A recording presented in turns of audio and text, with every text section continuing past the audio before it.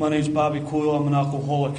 I'd like to thank the committee for inviting me. Jerry invited me a number of months back, and my contact since then has really been Judy. But I'd like to thank the entire committee because obviously it takes a large group to pull off.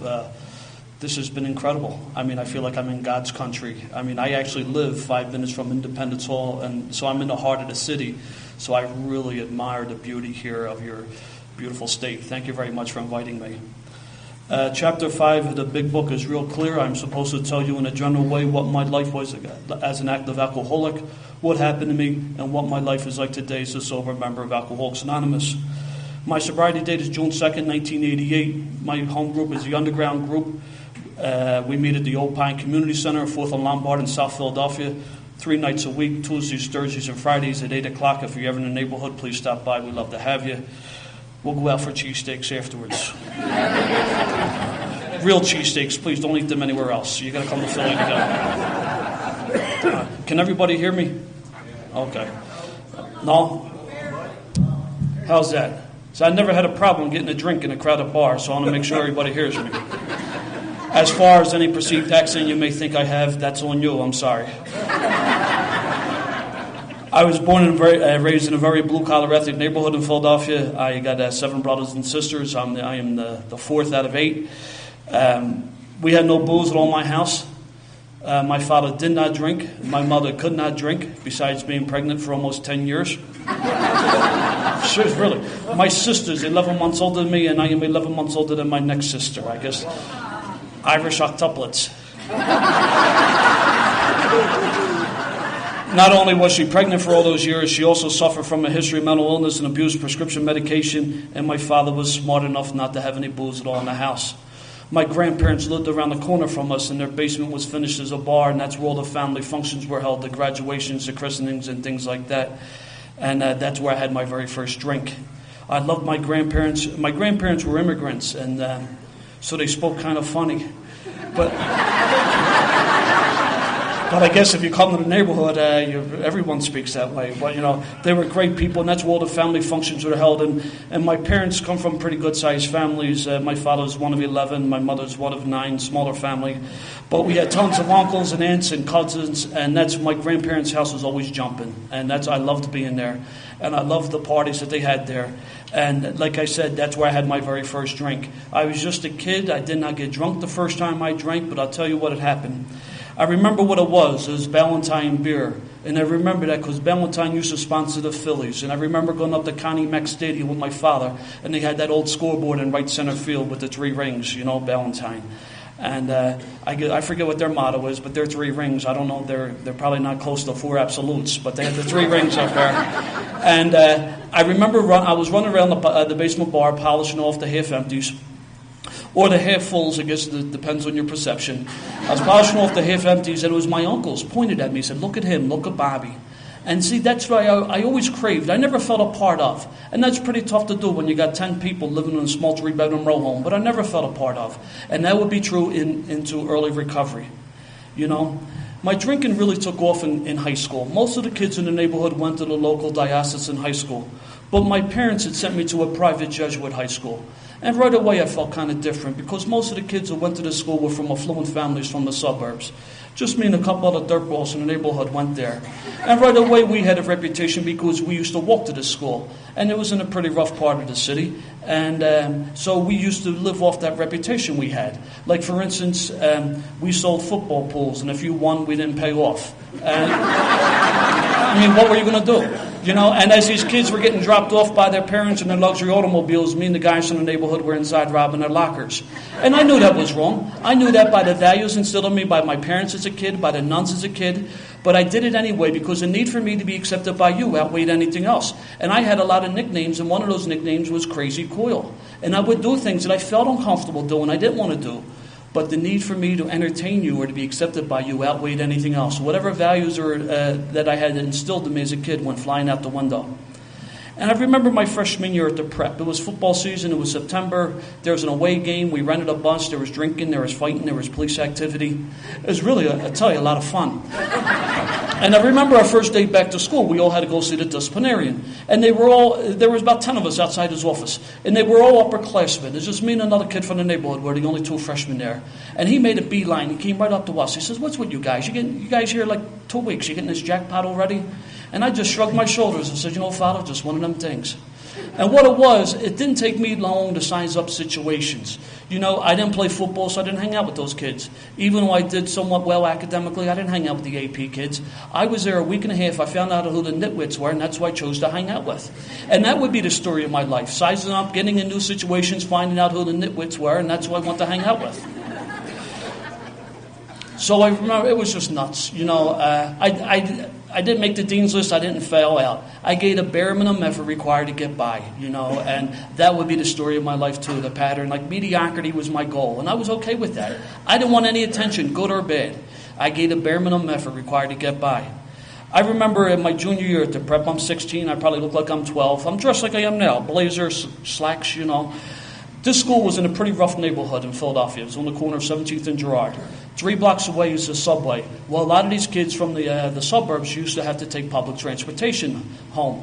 But they were scared to walk the 3 blocks to the subway. So they would wait for the trolley to come. And they would wait like half hour, and they could be in the subway in 5 minutes if they walked, but they were scared to walk. Well, 2 blocks away on the corner of 15th and Girard, there was a bar called the Ebony Showcase Lounge. When I was a junior, I was a regular at the Ebony. And I went there for a couple of different reasons. They had dancers and they had cold beer. But a lot of times, me and the guys from the neighborhood would stroll out in Girard Avenue to show how tough we were to these kids from the suburbs. And as you can tell by the name of the establishment, that I wasn't from the neighborhood. But they figured if I was crazy enough to walk in to order a beer, they would serve me, And I can now tell you, every time I sat in that bar, I was terrified. But I didn't want anybody else to know, playing the role, And it was just nuts. When it came time to graduate from the prep, I really had no desire to further my education, and that kind of ticked my parents off because they made a great deal of sacrifices. They didn't have much. They were both first generation here, and they knew that education was very important, and they made a great deal of sacrifices to send me and my brothers and sisters to private school. And I knew I couldn't stay home because there'd be hell to catch, and I don't like catching hell. And I really had no other options. I had no, I'm 17, I have no skills, no money, I couldn't get an apartment, couldn't get a job. So the only other thing that I thought left available to me was to enlist in the service, and that's what I did. That really wasn't a bright move back then. The service wasn't popular, but I enlisted anyway. And after my training, I wound up getting sent overseas, and I spent 13 months overseas, and that's when my drinking really took off. I never messed around with other substances. I never even smoked a joint, I had a lot of guys from my neighborhood who had gone over and got whacked on certain things. I had a fear of other substances. But I had a drinking problem before I went in, and it really kind of took off when I was there. I was there a couple months, and several good friends of mine got killed, and I didn't know how to handle that.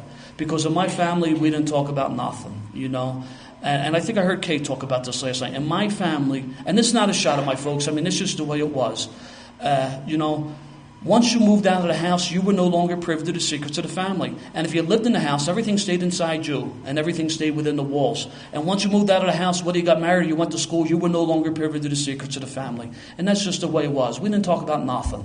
It was all surface stuff, And when my friends got killed, I didn't know how to handle that.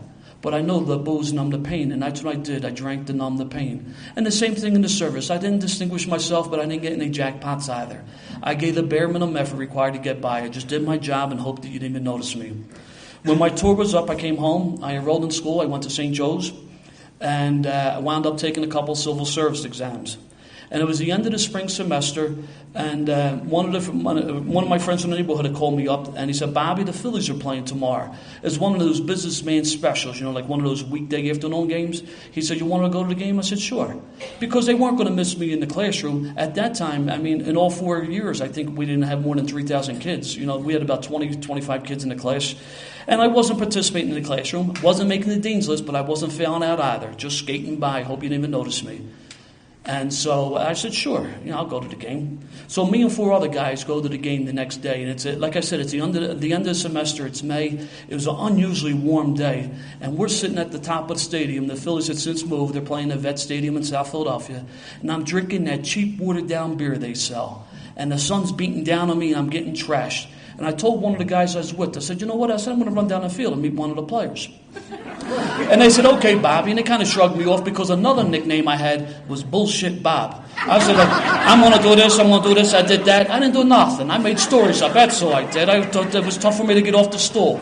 So, but I had worked my way down. They used to have an old picnic area there, and I had jumped over the fence. I ran out in the field. The San Diego Padres were in town, and Dave Winfield was the right fielder for the Padres. And I ran out in the field, and I shook his hand. I said, "Hi, Dave, how you doing?" And he looked at me. He said, "Brother, what are you doing out here?" And from behind him, because he's a pretty big dude, behind him I saw the guards coming. I said, "Dave, I got to go now." So I start running towards the infield. I want to slide into second base. And as I was running towards the infield, there was more guards coming from the third base side. And I knew I couldn't do that because if I slid into second, I'd get caught. So I start walking towards first base. And I'm as close as the guard, probably as Kay and I are right now. I'm walking like to give myself up. At the last second, I deked the guy and I ran out in the outfield. Now I'm running around like a screwball. It seems like about 10 minutes, but it's probably like 2 or 3, right? But up on the old scoreboard they had in right center field, they put Mr. Excitement. I mean, I'm running around, I'm jumping and diving. I mean, I just got out of service. I'm in pretty good shape, right? But I'm drunk. I'm out of breath. I'm about to get sick. I got nowhere to go. The fence is 10 feet high. I'm stuck. So I finally stopped running. And I got these short, young, fat guys chasing me from and I'm making them, it looks like Keystone Cops. I mean, they're tripping over each other. So I finally stopped running. I wait in center field for them to grab me. They take me off the field. I got a standing ovation from 37,000 people. They taking me up to the bullpen. Tug McGraw was in the bullpen for the Phillies. He gave me the thumbs up. Now, I knew I was going to get a beating from these guards because I made them look so stupid. They could have beat on me all day long. I don't care. Because you know what? I was going to be a legend in the neighborhood. I would drink for free for the next week off that story. I know.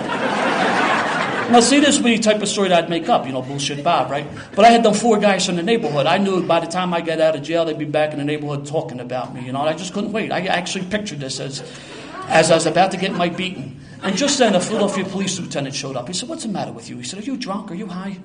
I said, "No, I'm just happy. I'm just happy to be here." He said, "Well, you're going to get your happy ass out of the stadium." So not only did he save me from getting a beating, but he saved me from getting arrested, because that was important. Because a few weeks later, one of them civil service exams kind of panned out, and I got hired by the Philadelphia Police Department.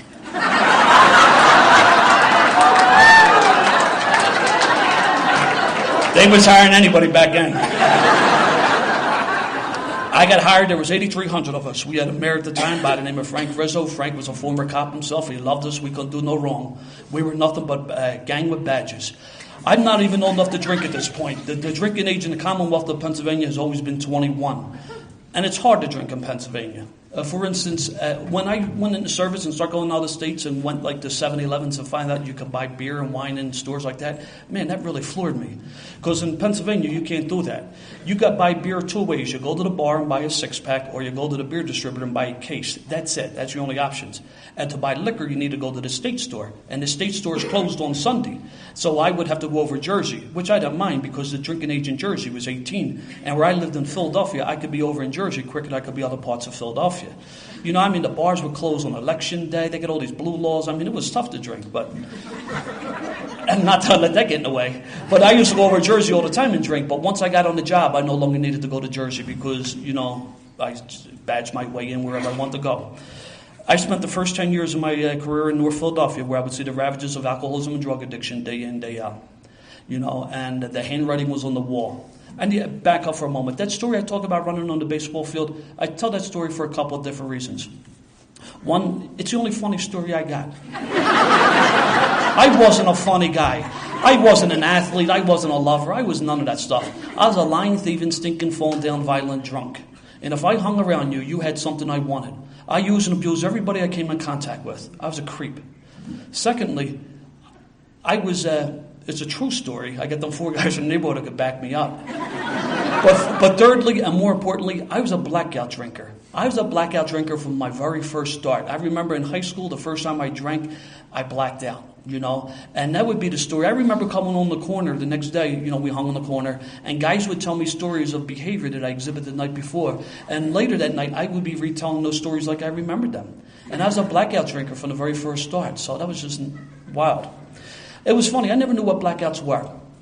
I remember when I was in the VA hospital, the doctor asked me, he said, "Do you ever have any blackouts?" I said, "No." I must have answered too quickly for him because he said, "Do you know what they were?" I said, "No."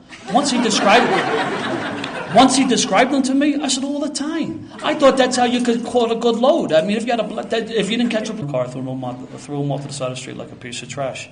I pulled this crumpled bicycle from underneath my car, threw that off to the side of the street like a piece of trash. I drove back to the bar, I made some sort of smart aleck remark, and I continued on drinking. When I came to the next day, I realized I was in serious, serious trouble, but I didn't think anybody helped me because I was such a creep. And I didn't know what to do. So what I did do, I got a case of beer, a bottle of liquor, and some other substances, and I checked into a hotel with the intent to consume all this stuff to build up the courage in my life. And 3 days later, they're knocking on the hotel door to kick me out. I couldn't shoot myself at this point. I was suspended from my job. I no longer had access to my weapon. So I went over to the window, and I opened up the window, and I was going to jump out the window. And when I opened up the window, I was on the 5th floor, and I remembered I was afraid of heights. 23 jumps, I never overcame my fear of heights. So then I went in the bathroom, and I filled the bathtub up with water, and I had a blow dryer. I was going to pull the blow dryer into the tub to make it appear an accidental electrocution. And every time I pulled the blow dryer into the tub, it would come unplugged. I was about 1.5 feet short on cord, and I got 1 foot in the tub, and I'm leaning trying to plug it in. And it's like that scene out of that Woody Allen movie where he couldn't even kill himself. And it's okay to laugh, but I don't want to forget the pain I was in that day. And the only other tool that I had left was my car. So I took one last spin through the neighborhood. I started up at the Falls Bridge, and I come down the East River Drive, which is a very winding road along the Schuylkill River. And my intent was to go into oncoming traffic to end my life. And I handled jobs like that. I knew that would definitely do the trick. It was like a Wednesday or Thursday, 10:30 in the morning, and that would be important because if it was any other time, I would have probably succeeded in what I intended to do. And as I was coming down the drive, I'm hungover, I'm cooked, I'm out of my mind, and as I was about to go into oncoming traffic, I had remembered something. I was always haunted by something. I saw a lot of things on the job that bothered me, but this one particular thing was far from the worst. But I remember I had to do a notification before. I had to knock on someone's door, and I was young. I was in my 20s, and this guy, he was definitely older, had to be in his 40s, early 40s. And I knocked on his door, and I had to tell him that his son was killed in an automobile accident. His kid was just a teenager. This guy's life left. I mean, his life just left this guy. I saw this happen. It's just hard to describe, but I would see him a few weeks later in court, and he looked like an old man. He was never the same. His family never recovered. I tried to stay in contact with him. And I was always haunted by that. And it was by far, it wasn't the worst. I mean, I much more other instances on the job, but I was always haunted by that. As out of my mind as I was that day, that's the only reason I did not go on the oncoming traffic, because as much pain that I was in and I needed to end my pain, I could not see myself inflicting that type of damage on another family, an innocent family at that. But I knew I needed to end my pain, so I decided to wrap myself around a tree, and we got these big old oak trees along the drive, and I knew I handled jobs like that. You hit these trees don't tend to move, and that would definitely do the trick too. And then I just lost it. I'm crying, and I finally pulled over at the end of East River Drive, which is Boathouse Row. And I sat behind the wheel of my car, and I cried like a baby for about 10 minutes. And I reached into my glove box, where I always carried an extra gun, and it wasn't there. But my wallet was there, and inside that wallet was that article that I clipped out of Daily News about 6 weeks before. And it's no longer there, but outside the last boathouse was one of those old glass-enclosed phone booths. And I went over to the phone booth, and I dialed the phone number up. And the woman who answered the phone, I spoke to this woman like I spoke to no one in my life before. I told her the truth. Everything that was going on in my life. And once I started, I couldn't stop. It just everything was pouring out. And God bless her, she listened patiently. And when I got done, she said, listen, why don't you drive over to Hahnemann Hospital? Somebody will be waiting to talk to you. And I said, okay. So I got in my car. It's like about a 5-minute drive. I drove over to the hospital. They were waiting for me. They admitted me to their 10th floor psychiatric unit. And they kept me there for about 3 or 4 days, got me kind of stabilized. And from there, I got transferred to the VA hospital out in West Philadelphia. And I spent about 6 weeks in their flight deck. And then I got transferred to the VA hospital out in Coatesville, where I spent a few more weeks in their flight deck before they put me in an alcohol and drug ward. When I pulled over that day and made that phone call, Alcoholics Anonymous was the furthest thing from my mind. I didn't think that I was an alcoholic. I mean, I was a beer drinker. There's no way they could be an alcoholic drinking beer. I thought my main problem was these other substances. If I left that crap alone, I'd be okay. Maybe I got this mental illness. I heard this from my mother. Maybe I got this stress stuff they're now talking about. I got this experience on the job, or I got this in the service. Maybe it's the neighborhood I live in. Maybe it's the fact that I'm a mummer. But it can't be alcohol because I'm a beer drinker, and there's no way you can be an alcoholic drinking beer. I get into the VA hospital in Coatesville after I get off the flight deck, and at this point, I'm probably about 10 weeks under my belt. I wander into the day room. I'm in the alcohol and drug ward about a half hour. The arrogance creeps back in. I got to get scant, the lay of the land, see what's going on. I wander into the day room, and in the day room, up on the wall, they had the large window shades of the 12 steps and the 12 traditions. I zip through the steps. I have about 6 of them done. I see the immense parts, so they're screwed. That doesn't apply to me. But it just shows you how warped I was. But later that night, 2 men came up, and I would later find out that they were part of the treatment facility committee. Did not know that then. They came up to carry the message of Alcoholics Anonymous. The moment that the speaker said something about his background that I did not like, did not identify with, or couldn't relate to, I would immediately tune him out. I was too busy listening to the messenger and not the message. Now I'm looking around my peers, and you know what? I'm really not that bad. A lot of these guys got long drug histories. That's not my deal. These guys, multiple treatment experiences, not my experience. These guys had wives who hated them, kids they couldn't see, not my experience. Probably due to the fact that I'd never been married and didn't have any kids may have had something to do with that. They all had legal problems. I didn't have any legal problems. Probably due to the fact that I had a gold shield in my back pocket. I was looking for the differences and not the similarities. But what bothered me the most, without any question, was at the end of the meeting, everyone got in a group, got in a circle, and said the Lord's Prayer. If this is what your people were about, I didn't want nothing to do with you, because I hated God. And I know they're strong words, but you know what? It doesn't even begin to sum up the feeling I had. And there were a lot of reasons I hated God, and they were all legitimate. But no more so than I talk about my mom's mental illness. My mom was a fundamentalist in the church, and she was in the charismatic movement. She thought she could speak in tongues. And, radio programs and icons throughout the house and all types of things. I was 15 years old. I came home from school one day. I'm in the house about 10, 15 minutes, and I came across my mother, and my mother had slit her wrist. And I remember she looked up at me, she said, "Bobby, help me." And I looked down at her and said, "Good for you." And I walked out of the house. And I got an older guy to go to the state store and got a bottle of wine, and I drank the wine, and I came home later that night, and my father told me what happened. I said, "Oh yeah, how about that?"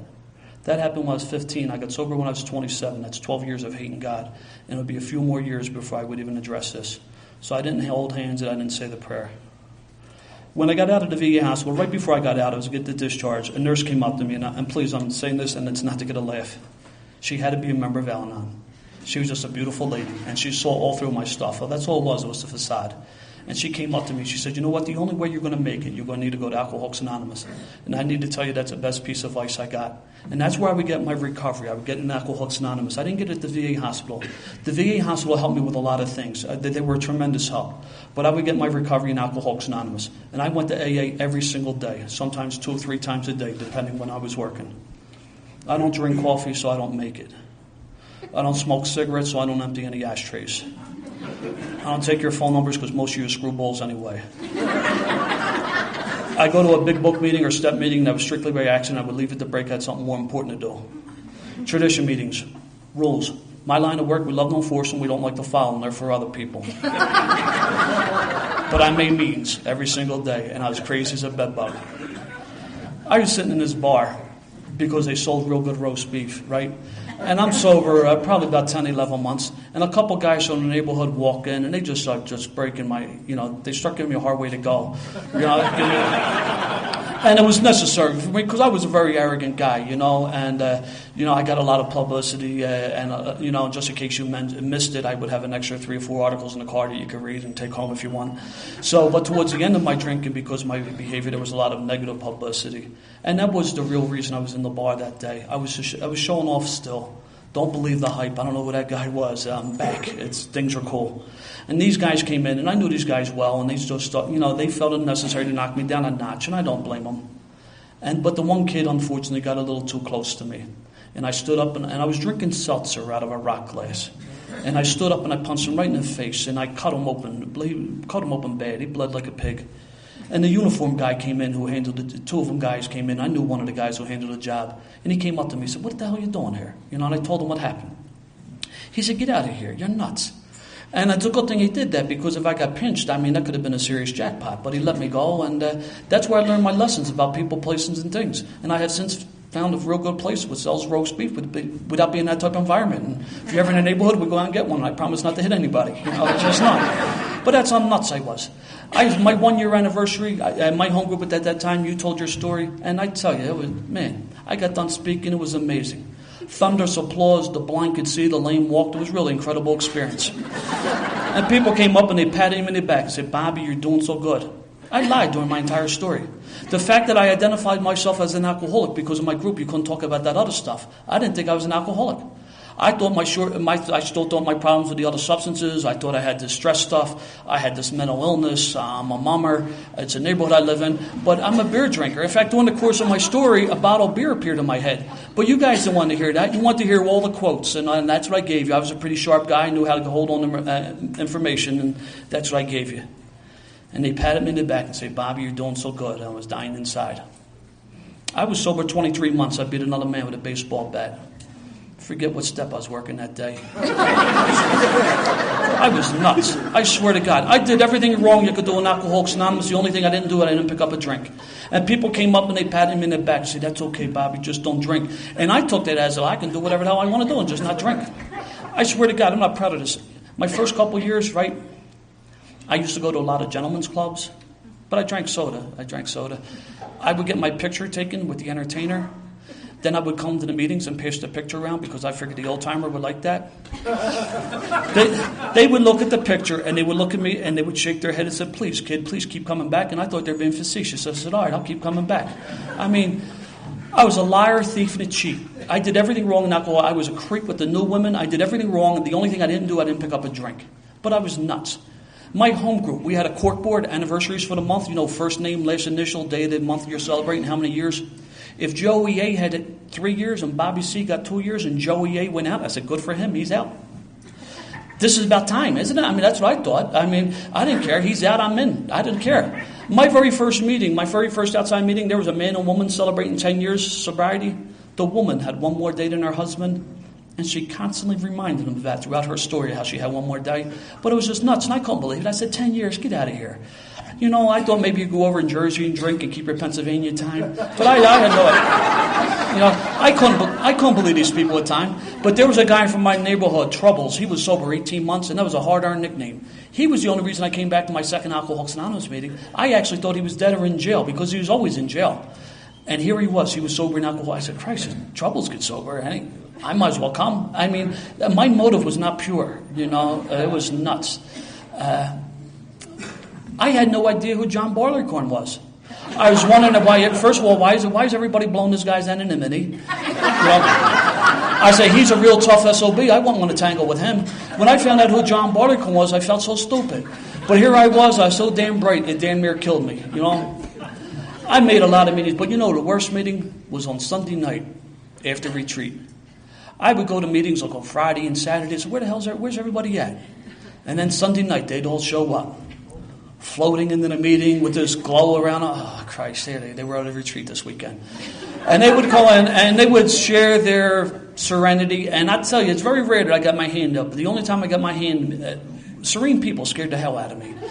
And I loved crazy meetings. And if the meeting wasn't crazy, that's the only time I got my hand up to share my insanity. And I would sit back and watch this show. I loved craziness.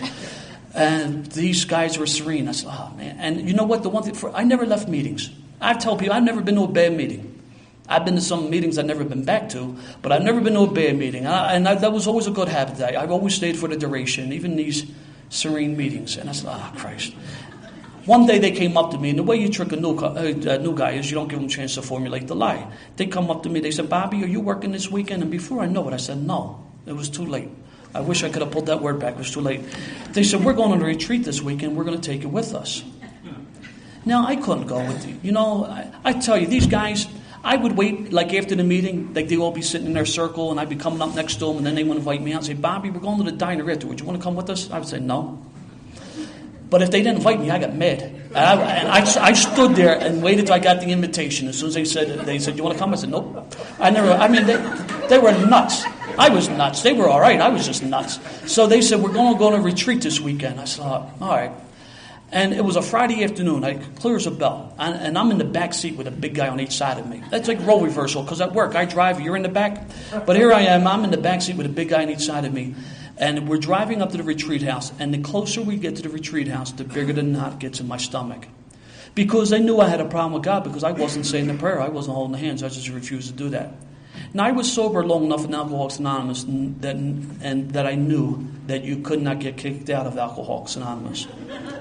But unfortunately, I was sober long enough to also realize that not everyone is as greeted as warmly as the next person for one reason or the other. I couldn't tell these guys about my mom. Like, what would they think of me then? You know? But the need for me to be accepted by these guys outweighed anything else, so I'm willing to do this. And the knock gets bigger. I get to the retreat house. It's a Friday afternoon. It's like 4:30, 5 o'clock. They said, Bobby, we want to introduce you to the retreat master. I said, oh, Christ, all right, come on, let's get this over with. And they walk me down this old long hallway. They knock on this panel door. The door opens. I walk in. The guy sitting in the chair gives me a big old smile. He comes up and he hugs me. He's my disciplinarian from high school. But not only that, but he find out also he's a longtime member of Alcoholics Anonymous. And he just smiles and he has the twinkle in his eye. And I really never liked this guy. But you know what? He just had this goodness about him that I could feel, you know. And it was an incredible experience. So he says, how you doing? I said, I'm doing good, Father. How you doing? And he wants to know how long I'm sober. I'm telling him what the deal is, how long I'm sober. He wants to know where I'm going to meetings. I'm giving him the 411, you know. He says, who's your sponsor? I says, I don't have one. See, I'm a pretty bright guy. He knew that. He knew I was a bright guy. Because every time I was in discipline, he'd always say, Bobby, you're a pretty bright guy. But I would always be in discipline. Actually, it was called JUG. We called it JUG, which stood for Judgment Under God. But that's a whole different story. I used to have to go to church and translate the Latin. That was our punishment. But it was just nuts. So he said... So I told him, I didn't have a sponsor. He said, I strongly suggest you get a sponsor. So I asked my roommate to be my sponsor. God forbid, should I ever be questioned again, who's your sponsor? There he goes right there, that's my sponsor. And the only time I talk to this guy is when I accidentally bumped into him in the meetings. I would see him in meetings, he would wave to me, say, Bobby, I still get the same phone number. I say, yeah, I'll give you a call. Know what I used to do? I never called him. I used to tell other people, you won't believe this guy. He wants me to do this, he wants me to do that. He didn't do nothing. I made it up. Not only did he put the hand of AA out there, I slapped it away, then I character assassinated the guy to boot. I mean, that's just how nuts I was.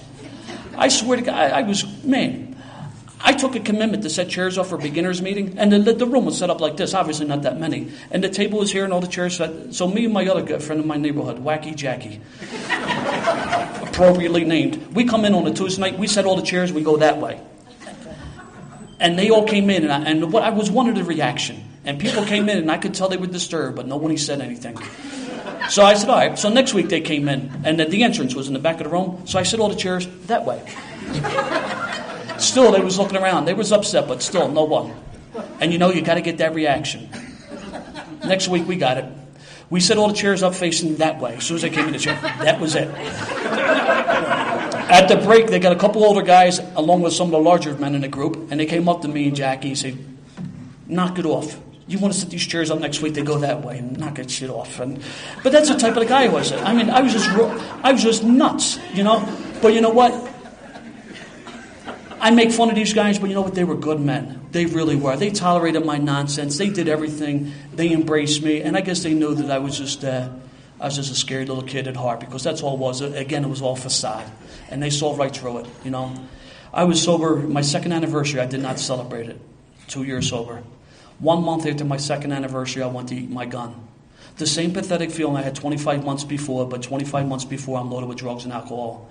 Here I am, stone cold sober in the rooms of Alcoholics Anonymous. I went to eat my gun. Safe to assume my life was unmanageable. I hated everybody, but you know what I hated the most? I hated the new people. Because when I first came in, I didn't believe you people with time. But at this point, I got 2 years, and if you told me you had 8, and I said, okay, I'll give you a benefit of doubt. You know, I know you had 6 and 2 is 8, you got 8 now, okay. But you know what I hated the most? I hated the new guys. Because these guys, I actually saw come in. Because when I came in, I didn't see, I always knew you as sober. I saw these new guys come in, rambling idiots, nuts. And they got better in front of my eyes. As much as I hated God, and I still hated God, I knew that there was something at work here. I mean, I see these guys. 6 months later, they're speaking in complete sentences. A year later, they got their teeth fixed. 18 months, they got a driver's license. They finished their probation. They're dating people. I mean, you know, they're getting jobs. I mean, I saw these guys get better before my eyes, and I hated them the most because they had a glow about them. And I'm about time, and how dare they get it before me. But the reason they got it before me, they were willing to do some work that I was not willing to do.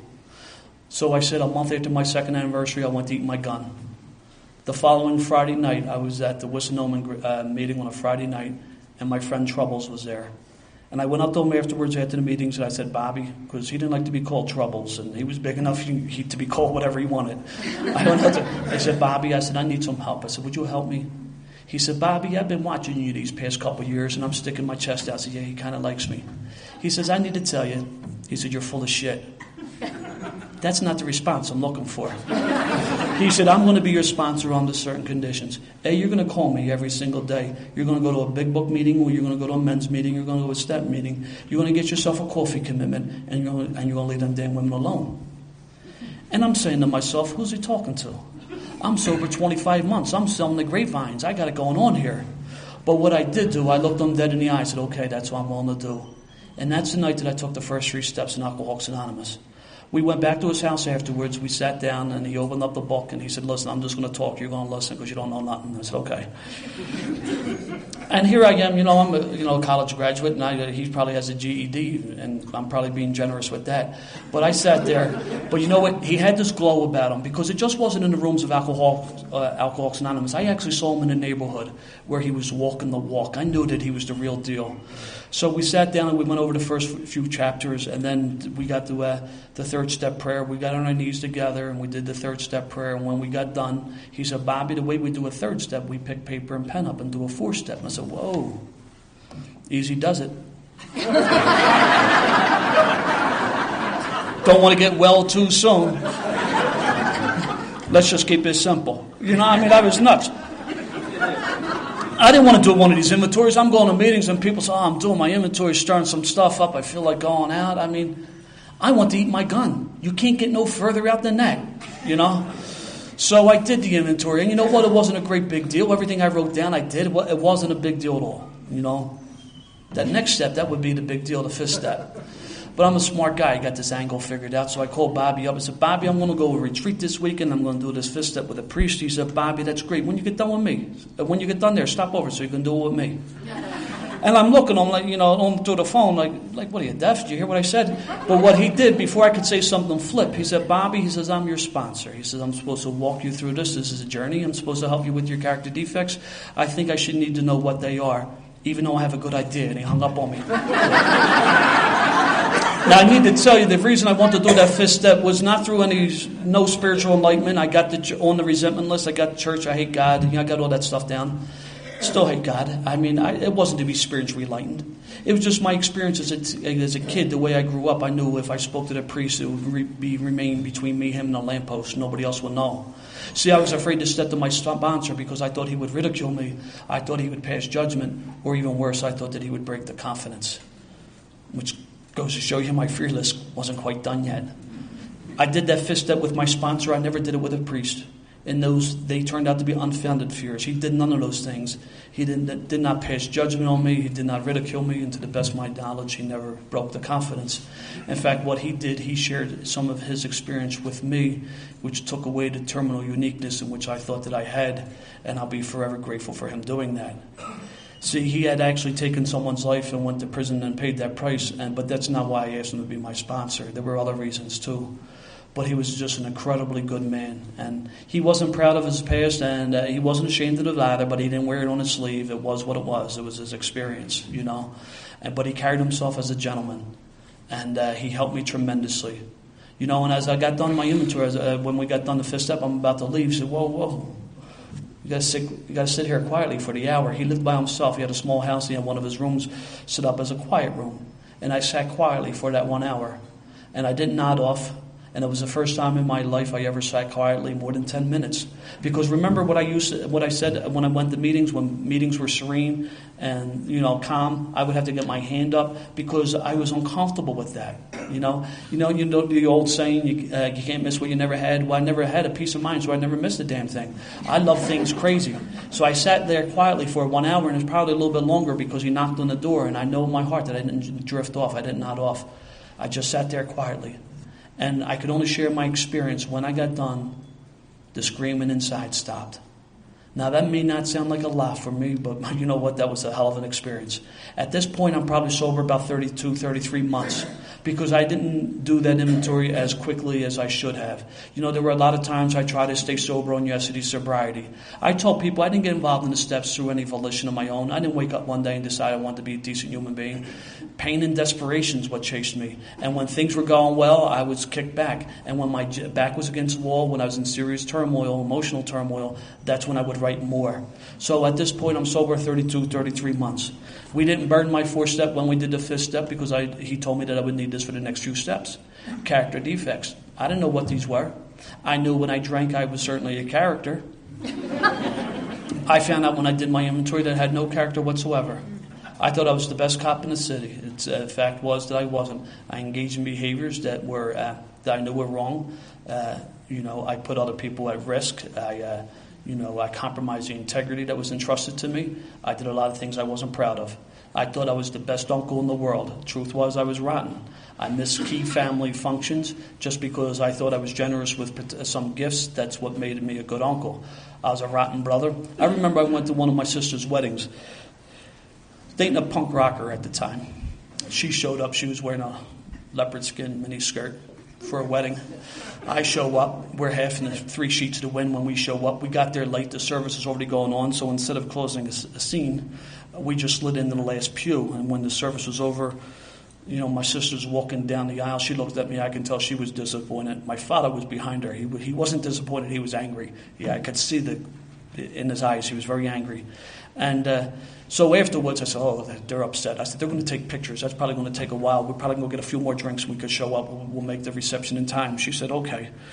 We come into the reception. They're halfway through dinner. I don't know who tripped over a chair, either her or I, but we just caused a scene. And see, there were the types of things I did, I wasn't the good brother or the nephew or the uncle or whatever role I thought I had. Drinking was more important than anything else. And whatever else got in the way, shame on you, So the character defects, I knew what they were. In the 6th step, I became willing to have them removed. And the 7th step was a prayer.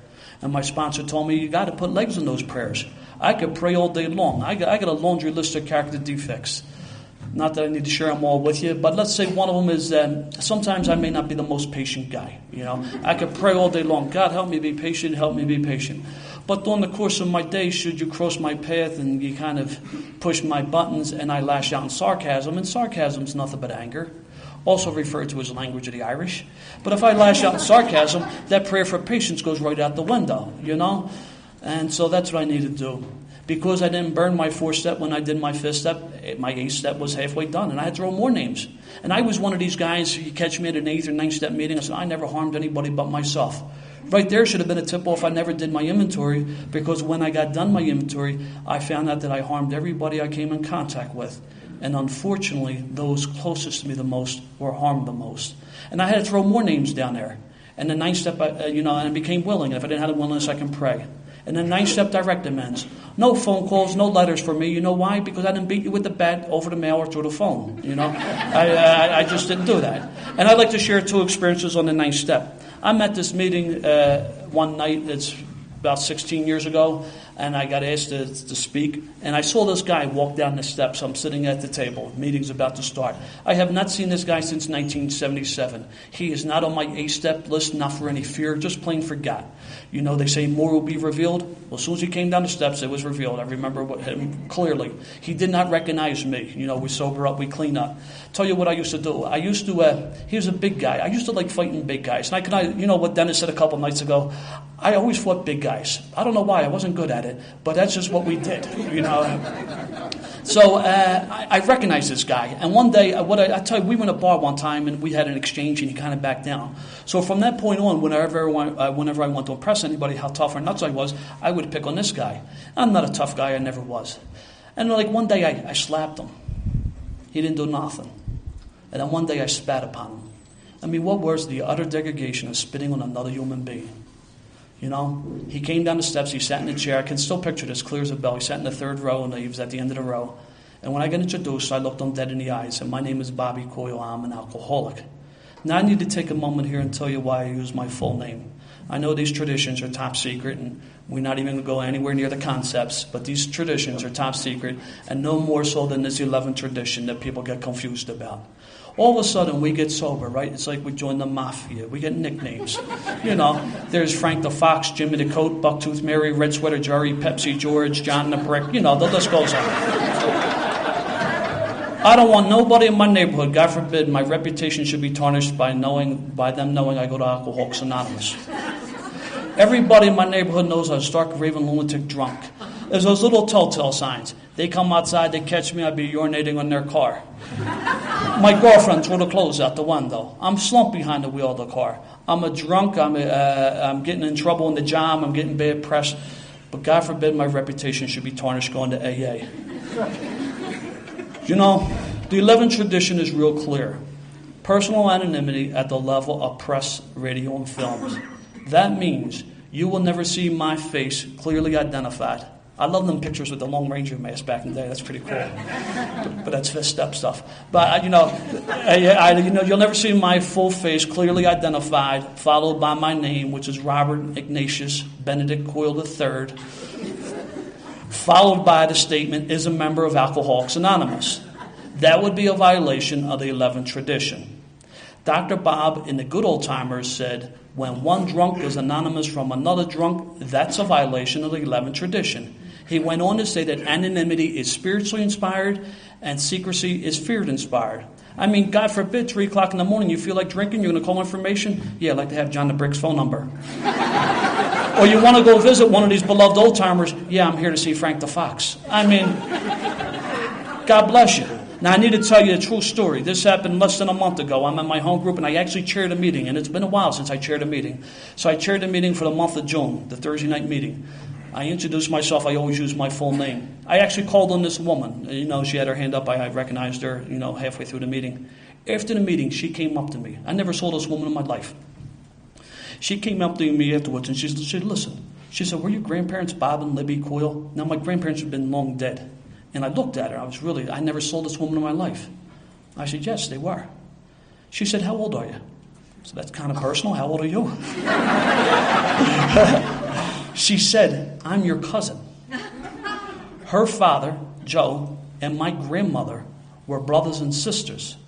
She was my second cousin. She was sober 2 years and 10 months. I remember that because she said it about 4 times during her share. 2 years and 10 months. I never met her in my life. 49 years old she is. I never met her in my life.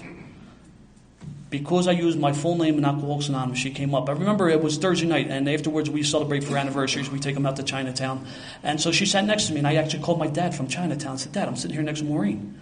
And Maureen Harrison. And my dad hasn't seen her and spoke to her in years. And so her and my dad, who are first cousins, were on the phone chatting. And I have since had her over to family. This happened less than a month ago in my home group. One of the benefits of using my full name. I've been very involved in service back home in Area 59, and we use our full name. However, I have no right whatsoever to break your anonymity. If you choose not to use your full name, I respect it. That's your decision, and that's not for me to violate, So back to the meeting, off the soapbox, I looked this guy dead in the eyes, said, my name is Bobby Coyle, I'm an alcoholic. He nodded, he recognized me. So at the end of the meeting, at the end of my talk, when I got done, see, I was always told about making amends is much more than saying I'm sorry. Because for me, I'm sorry are 2 words that don't mean squat. Making amends is about righting the wrong. And for me, financial amends are the easiest. I can go in my pocket and I can pay you, or if it's a significant amount of money, I go on a payment plan. But what about the emotional damage or the psychological damage? How do I make amends for that? I was told that I sit down and have conversations with people, but besides apologize for my behavior, the important thing is not to exhibit that behavior again. Like when I sat down with my brothers or my dad, from that point on, I assumed the role that I gave up before. I become a brother, I become a son again.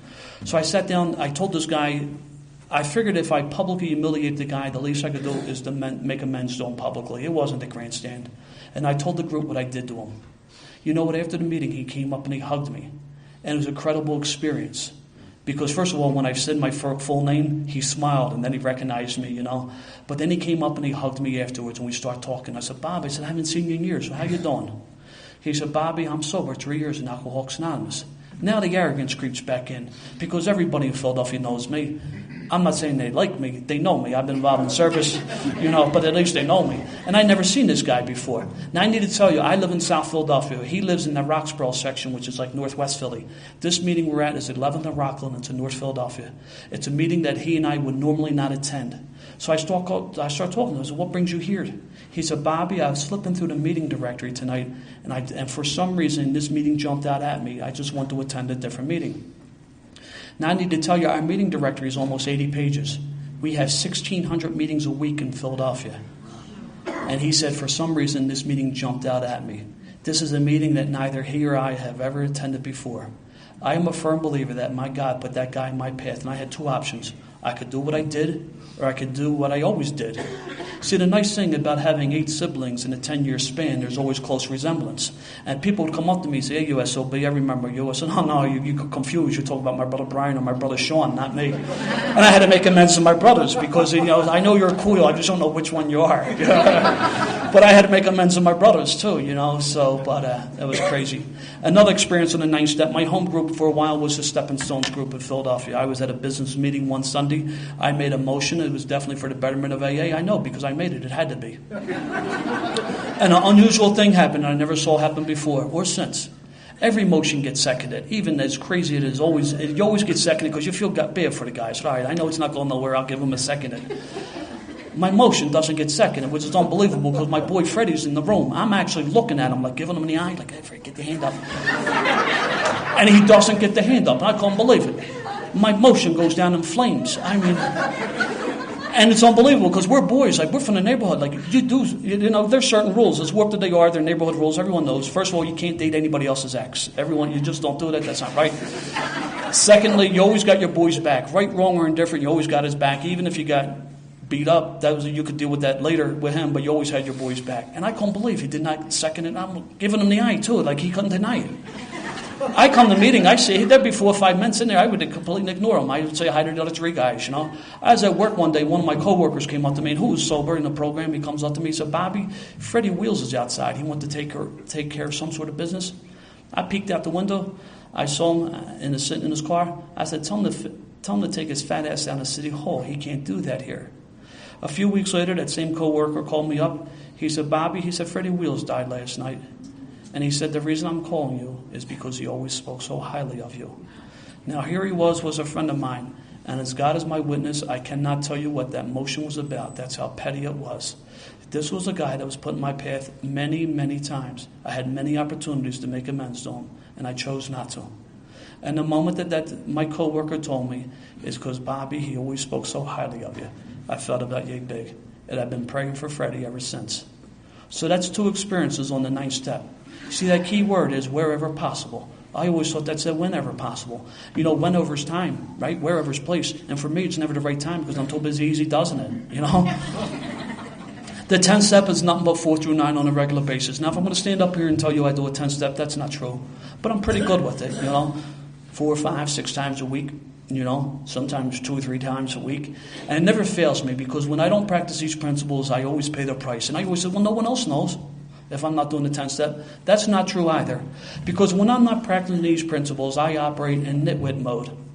Should you cross my path in nitwit mode, you too are affected, And you know what? It's funny because, like I said earlier, you can't miss what you never had. I never missed a peace of mind since I never had it. But now I do. I have a peace of mind, and I don't like living in that sanity. In fact, to be honest, confrontation, all that other stuff, I get uncomfortable with. Now, don't get me wrong, I can get into it real quickly.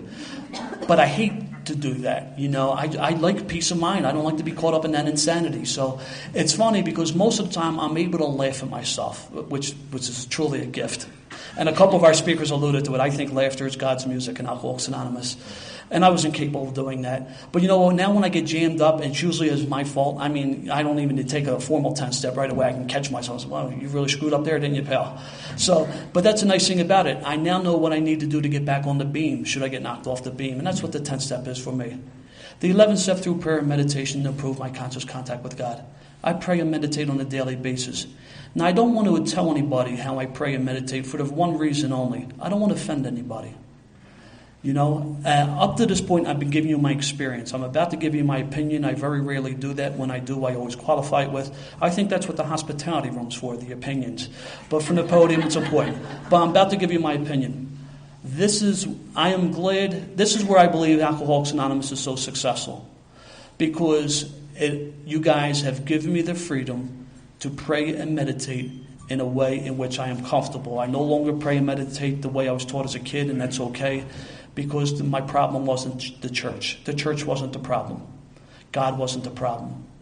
My mom wasn't the problem. My mom was just a sick woman. It wasn't the Air Force. It wasn't the police department. It wasn't my neighborhood. The problem was Bobby Coyle. It was me. I was the problem long before I picked up a drink. I guarantee you, I was definitely the problem when I drank. When I put the booze and the other stuff down, I was still the problem.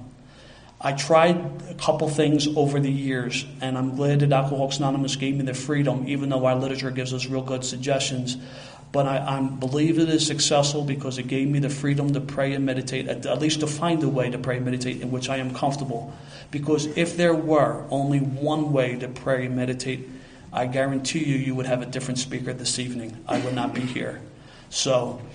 But the most important part at that 11th step, is, I pray for his knowledge of his will for us. Like, I don't pray, please let the Eagles cover. Even though I don't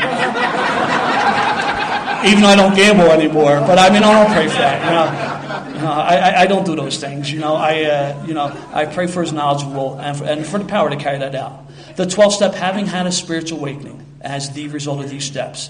I did the steps, I had that spiritual awakening. Now, I haven't seen any burning bushes or lightning bolts, or I haven't heard voices from above. In fact, it's been a few years since I heard any voices at all, and I'm truly grateful for that. But I've had that change of attitude. That's what I have. I'm not the same man that I was almost 19 years ago, And I'm glad I'm not, because, I'm not the same guy that I was 4 years ago. Because of my practicing these spiritual principles, they're always talking about growth, But the most important part of that 12th step is to practice these principles in all my affairs. I'm not only in AA an hour and a half a day. What about the other 22 and a half hours? What about the time on the job or the time in my neighborhood where it's tough to practice these principles? I can sound real good in a meeting, quote the literature, sound like the second coming of Bill Wilson, but if I'm out there in the neighborhood doing slimy things, then, I'm not practicing these principles in all my affairs. And the 12th step is important. In our preamble, which is nothing but a condensed version of traditions, really, and the preamble says, our primary purpose is to stay sober and help other alcoholics to achieve sobriety. If I'm only staying sober and not helping other alcoholics, that's half measures, and half measures avail us nothing. And the 12th step comes in many forms and fashions. You guys, this committee, they're doing beautiful 12-step work. That's what this conference is about. There's some of us who have some time on our hands, and we can get involved in more areas, like the area, the general service, or get involved in the central office. I get uncomfortable when people say that's about politics. That has not been my experience. In fact, my experience, those people in that type of service are some of the most selfless people I've ever met. We have various 12-step committees. I know prisons, corrections aren't for everybody, but I'll share you my experience with corrections. I remember a number of years ago, my sponsor called me up. He said, Bobby, we're taking you up to Holmesburg, which is the prison in Philadelphia that's since been closed. It's a Monday night, and I said, I'm not going up there. He said, yes, you are. I said, no, I'm not. He said, yes, you are. I said, okay. See, I didn't think I could go up there because of what I did for a living. I didn't, I thought that my story wasn't, well, these guys just wouldn't be interested. I thought I would have to use profanity. I thought I would need to embellish my experiences. He said, Bobby, they don't care what the hell you did for a living. You got a message of hope. That's what they want to hear. So I remember this, it was a few weeks out. So that Friday, I realized the Eagles were playing the Cowboys on Monday Night Football. I definitely couldn't go. So I called him up, and I told him, right, he said, Bobby, you gave me your word. He said, that's a commitment. He said, besides, if you pick up a drink, I don't think Ron Jaworski's going to 12-step your ass. And he hung up on me. So I go meet him, right? I go meet him, and we have dinner. We drive up to the jail. We go through the whole process of getting buzzed in, leaving our valuables and stuff like that. We go to the meeting. No one shows up. They're all on the block watching the game. Then when I leave, I make some sort of smart-aleck remark to the CO on the gate, like, I guess you're transferring all your alcoholics upstate. He didn't know what the hell I was talking about. So I'm in the car going down 95, trying to get the game on the radio. Listen, he wants to talk. I said, oh, please, shut up. I'm trying to listen to the game here. And then he picks up on it. He said, you don't get it, you selfish SOB. We were here just in case they showed up. We are responsible for the effort, not the outcome. He says, listen, we hung out tonight 4 or 5 hours. We had a nice dinner, nice conversation, and you'll go home and you'll catch the last quarter. That's all that's so important.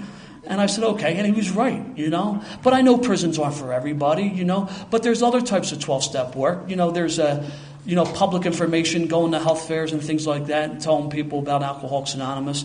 There's CPC. That's not PCP, that's CPC.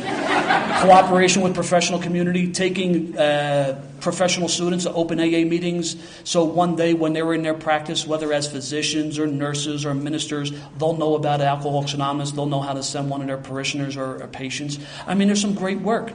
There's people who work behind the scenes, make coffee, good 12-step work, There's some of us who do great work organizing events and balancing checkbooks.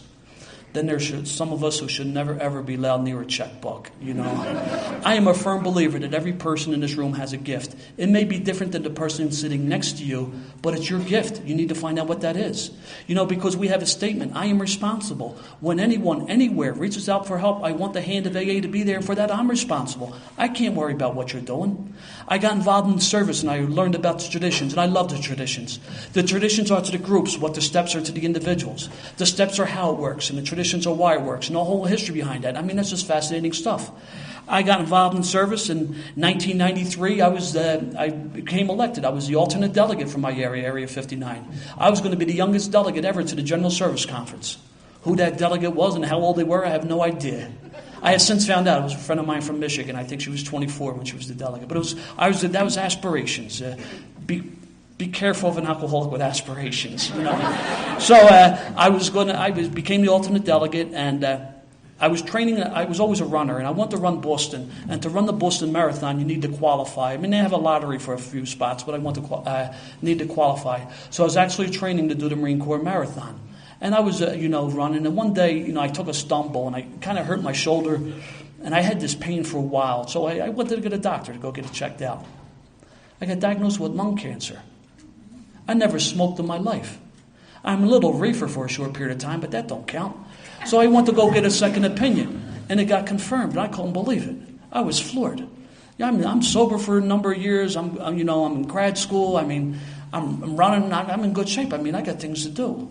And I remember talking to my sponsor, who ironically would die 3 years later of lung cancer. He wasn't diagnosed yet. He said, Bobby, what the hell are you going to do about it? So I went through treatment, I bounced back, and then I got really sick. I actually had surgery. I had the lower left lobe of my lung removed. And I was in the hospital for quite some time. And after I got out of the hospital, I was laid up in my house. And I couldn't make meetings. And I was always a meeting maker. Hell, with 1,600 meetings a week, there's no reason not to make meetings, And I always made meetings. And I couldn't make meetings. I was laid up in my house. And people start coming to my house to carry the message of Alcoholics Anonymous. And I'm just not talking about my friends. I'm talking about people that I may have met once at the assembly, or I'd never met at all, and somebody was coming to bring friends. You're looking at a liar, thief, and cheat. I took from everyone. The only thing I gave was heartache and misery, and people came to my house to carry the message of Alcoholics Anonymous. I'm a firm believer that my doctors did a pretty good job, but it was the prayers in Alcoholics Anonymous that helped save me. And I've been back and forth. It's been 2.5 years since I had any treatment, and I kind of glow at dark. Gained a couple pounds. It's all in my belly. I tell you, I've had a little difficulty up here. With just not the altitude, it was catching my breath. But you know what? When I got diagnosed, I had to give up my position as the alternate delegate. Ego, I want to hold on to it, but the truth was I didn't have the strength to do the job. And I gave it up and somebody else did the job, and they did a bang-up job. When I got diagnosed, when I got that second diagnosis, I don't want you to think I handled this well, because I didn't. Actually, the first thing happened, I actually got sick when I got the second diagnosis. But after that, after it got confirmed, I didn't handle this well. I went into a little funk, and it took me a while. Even though I thought I had an excuse to go out and get loaded, I didn't have a reason to go out and get loaded, because at this point in my life, I've been to thousands of meetings of Alcoholics Anonymous. I saw some men and women go through some terrible things through no fault of their own, and they got through it without picking up a drink. Life on life terms, So I got through it, I was in Mexico about 16, 17 years ago. I thought I could speak Spanish.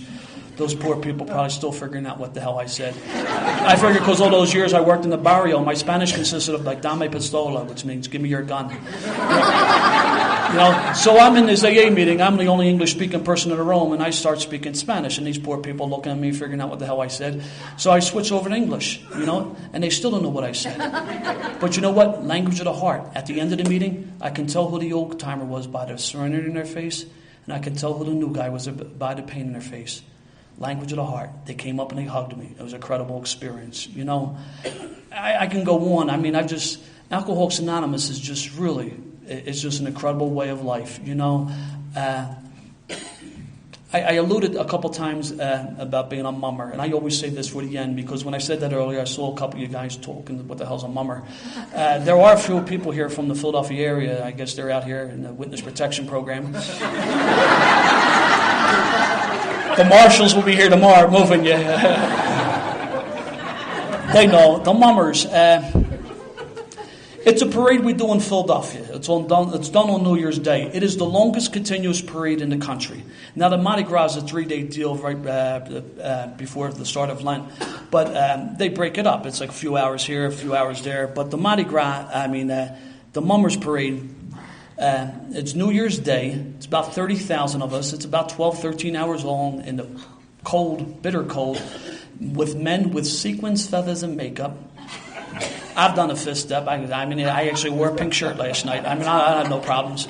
But you know what? We are not politically correct. If you're thin-skinned, God bless you. We spoof everybody. We're irreverent, but it's a great time. What it is, it's like a combination of the Mardi Gras and the Full Monty. A lot of cross-dressing going on. It's a drunk fest. It's a nuts. So I'm in a midnight meeting 16 years ago, and I tell you, midnight meetings are my favorite meetings. Midnight meetings are either the most spiritual or the most bizarre. Very little middle ground. I mean, you're talking guys with capes and ray guns, and then people working second shifts trying to stay sober. I just love midnight meetings, So I'm at this midnight meeting. I'm telling my story that I'm a lifelong mummer. A kid came up to me afterwards and said, "Listen, would you be interested in marching the parade this year?" I said, "You're out of your mind. People, places, and things. I got no business being down there." He said, "You don't understand." He said, "We're starting a group of sober mummers." Sober mummer is an oxymoron. So we start this group. Actually, the name of our brigade is the 12 Steppers New Year's Brigade. And this past year, I am the last guy left, the original guy. Last year on New Year's Day was my 15th year up the street with the New Year's Brigade, the 12 Steppers. Several years ago, I got elected captain of the brigade, which is a prestigious honor. For all the other brigades, the captain's sole responsibility is to get the beer truck. We do something a little bit different for the 12 Steppers. I just got to march in my 37th parade. My grandfather had dropped dead playing the alto sax on the corner of Broad and Washington in South Philadelphia on New Year's Day in 1981.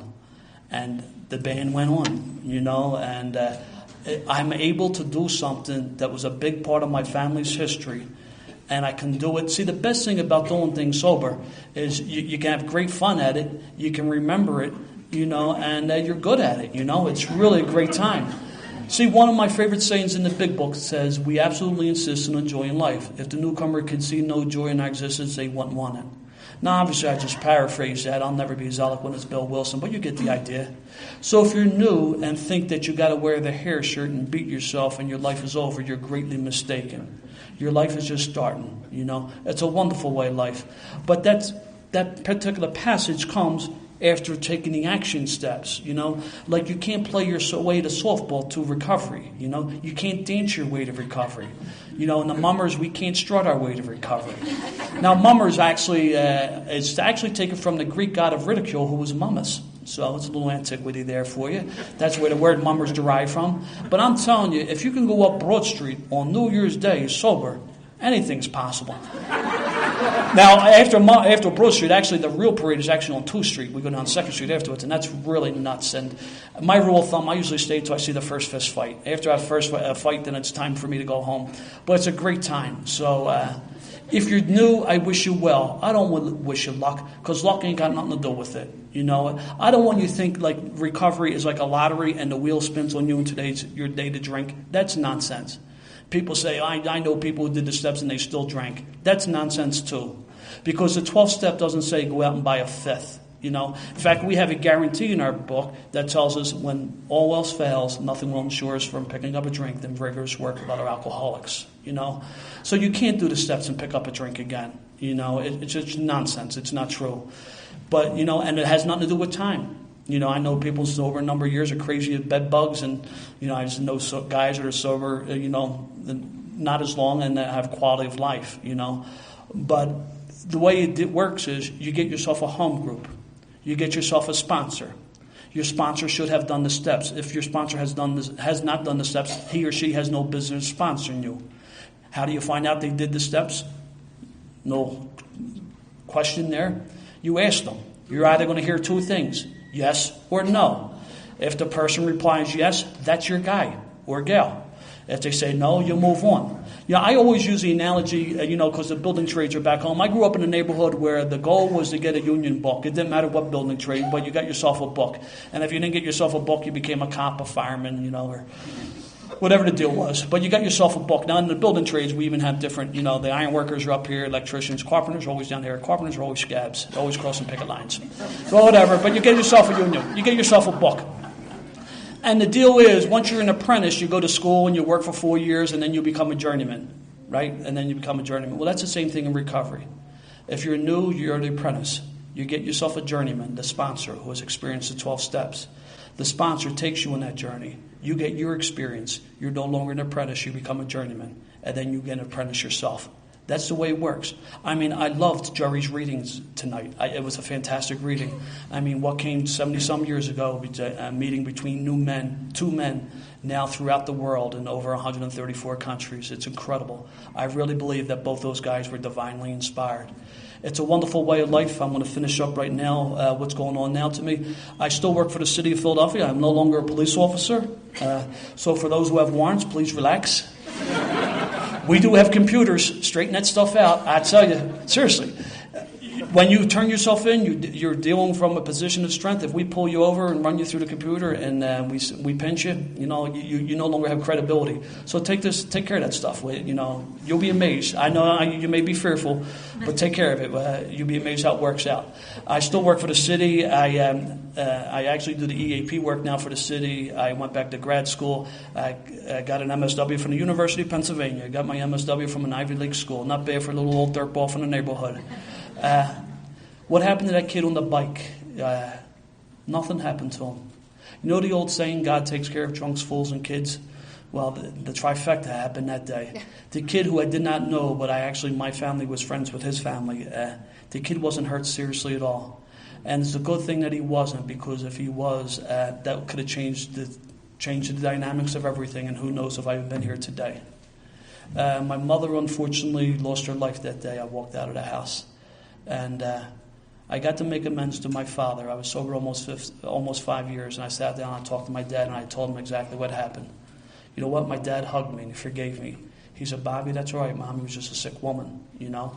So I got to make amends, but I also got to send my father back to Ireland not that long ago. And so it was just another way to try to right the wrong, you know. And today, my father is probably one of my best friends.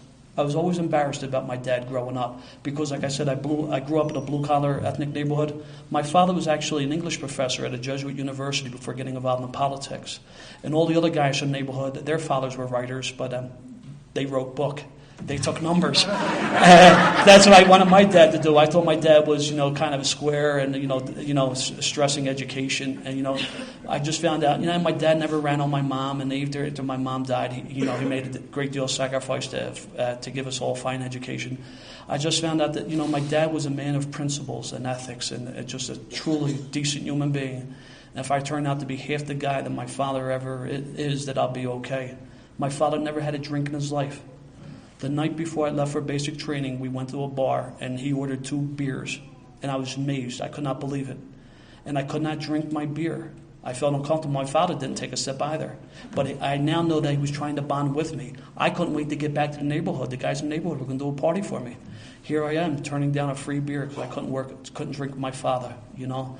And he still doesn't drink, and neither do I, but I can bond with him in other ways. It's a wonderful way of life. It really is. I wish you well. I don't wish you luck. And one last thing, I'm not the poster boy of Alcoholics Anonymous. I invite you, come live with me for a week. See what type of guy that I am. I make mistakes, but making mistakes doesn't get me drunk. It's not learning from those mistakes or justifying those mistakes or even worse, defending those mistakes. That will lead to the arrogance that will get me drunk. I'm just a regular guy from the neighborhood trying to do the right thing. And for the most part, I'm pretty good. And for those other days when I fall short, I have a program that allows me to get back on the beam and try to treat people with dignity and respect. And that's all I got. Thanks for letting me share.